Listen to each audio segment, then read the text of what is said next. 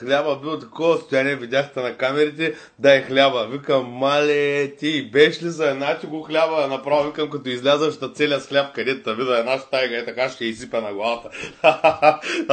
Не, глупав червата. Сега ще ви разкажа, като ми взеха телефона. Имах телефон по едно време, генгста вътре, гледам си YouTube, това, наблюдавам си, смея се, защото тока се гаси в 10 вечерта. Аз обичам да се чувствам, да си гледам до 2, да си спа до обяд. Нали, горе-долу, на почивка съм, Колев, така. Гледам се аз на телефона и по едно време, месец и половина ми оставя до края на присъдата, имаше един наркоман вътре, той му викаха майонезата.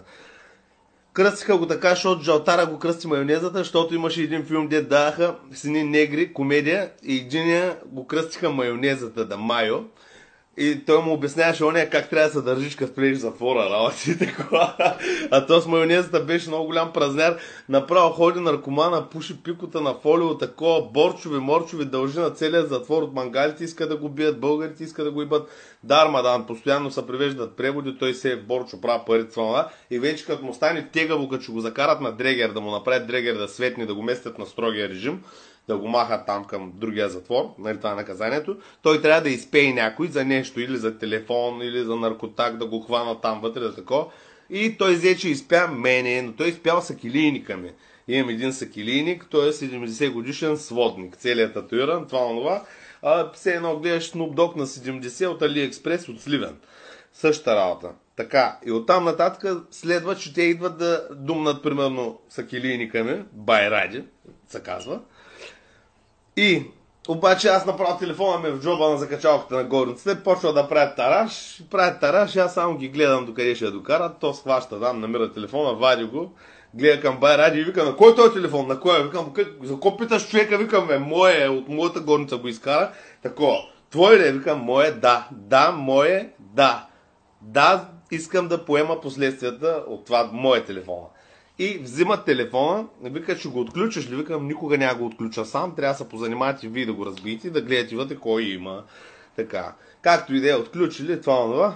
Не ме интересува. Генгстато да бон, с те моите работи, всичко беше изтрито, няма как да вземат те оперативна информация от мен. Обаче, идва на другия ден смяната на Булдога. Той, направо като е чул, че са взели телефон от мен, направо се е побъркал, че не го е взел той. И знаеш какво става сега? Вика майонезата и му вика, така, слушай майонеза, искам веднага да ми кажеш къде има в друга килия телефон, веднага искам да ми кажеш. И он му вика, чакай старши, това да не е Теленор, бе. Как така? Големи глупости. Много весело, така. Идва ми пратката на мен, примерно шоколади, това, такова, и дебелото прасе застана отпреди, няма да ги пусна тия работи, не може, викам, що е? Защото викам и заприлича на Samsung. Той е шоколад. Викам, страшна работа. Викам, давай на някъде, взимай ги шоколадите. Ако искаш, си ги наври отзад, така хубаво да ти стане. И така.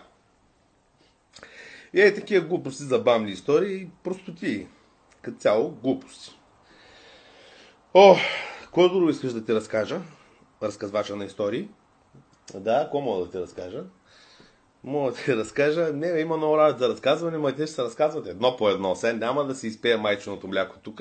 Въпросът е, че се съмнявам, че Булдога, примерно, той е бил един серак в Бойчиновци, в ТВУ-то и оттам са го изтървали и избягал, дошъл в затвора в Бургас строител и е почнал там да ходи да облизва чиниите, така да ги облизва като Булдог, да ближи помията после като остане. Това е цялата работа. Аз смятам, че това е. Просто човека има апетит и това. Да. И той е разследващ полицай. Той е Мариана Ван Зелер, само че той е за трафиканти на хляб. Разбираш ли? Такова.